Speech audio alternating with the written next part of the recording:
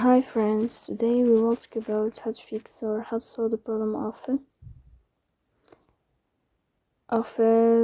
SoulChill app. You click on settings.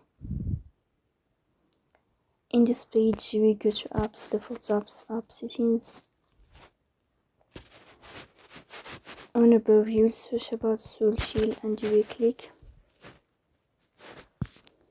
In this page of app info you will click on first stop and you will click OK. Here you will enter to the window of storage. Then you will click on clear cache. But pay attention, don't click clear data because that can delete your account.